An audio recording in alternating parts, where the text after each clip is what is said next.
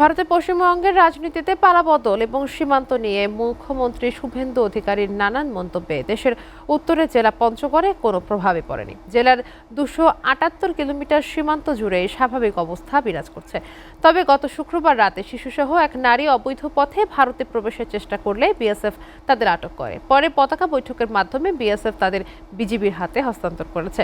আটককৃত ওই নারী জানিয়েছেন, মাইদুল শেখ নামে তার ভারতীয় স্বামীর কাছে যাওয়ার পথে তিনি আটক হন।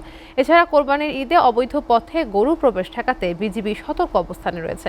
পঞ্চগড়ের সীমান্ত পরিস্থিতি নিয়ে সর্বশেষ খবর জানাতে পঞ্চগড় থেকে সরাসরি যুক্ত হচ্ছেন সহকর্মী কামরুজ্জামান টুটুল।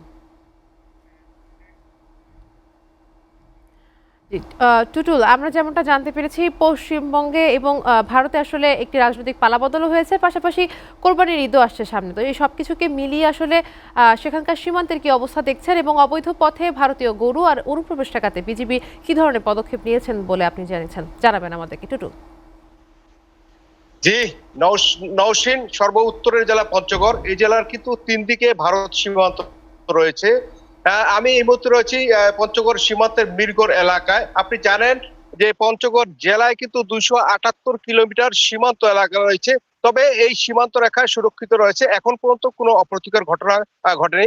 তবে সম্প্রতি ভারতের পশ্চিমবঙ্গের রাজনৈতিক ইস্যুতে যে আলোচনা এসেছে, সীমান্ত ইস্যু এবং অবৈধ সীমান্ত কাঁটাতারের বেড়া নিয়ে, তো সেই সূত্র ধরে বলা যায় যে পঞ্চগড় সীমান্তে কিন্তু এখন পর্যন্ত তেমন কোনো বলা যায় যে অপ্রীতিকর ঘটনা ঘটেনি এবং সীমান্ত স্বাভাবিক রয়েছে।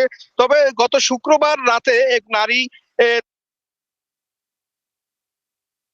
তার শিশুকে নিয়ে অবৈধ পথে ভারতে প্রবেশের সময় বিএসএফ এর হাতে আটক হয়। তবে ওই রাতেই কিন্তু দুই দেশের সীমান্ত রক্ষা বাহিনী পতাকা বৈঠকের মাধ্যমে তাদেরকে বাংলাদেশের বিজিবির হাতে তুলে দেয় এবং ওই নারী জানিয়েছে তিনি ভারতে তার স্বামী মাইদুল ইসলামের কাছে যাচ্ছিলেন।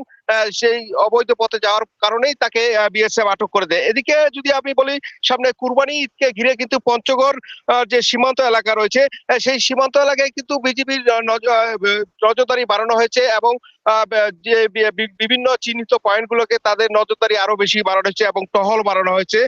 যে এখন পর্যন্ত সীমান্তে কোনো অপ্রীতিকর ঘটনা ঘটেনি, স্বাভাবিক রয়েছে। সবকিছু মিলিয়ে বলা যায় যে পঞ্চগড় সীমান্তে কিন্তু এখন পর্যন্ত তেমন কোনো অপ্রীতিকর ঘটনা ঘটেনি এবং স্বাভাবিক রয়েছে। এবং বিজিবি বলেছে যে আমরা যে কোনো অপ্রীতিকর ঘটনা এড়াইতে কিন্তু বিজিবি সর্বোচ্চ সতর্ক অবস্থা রয়েছে। তো এই ছিল আমার কাছে পঞ্চগড় থেকে সীমান্তের সর্বশেষ। নওশীন।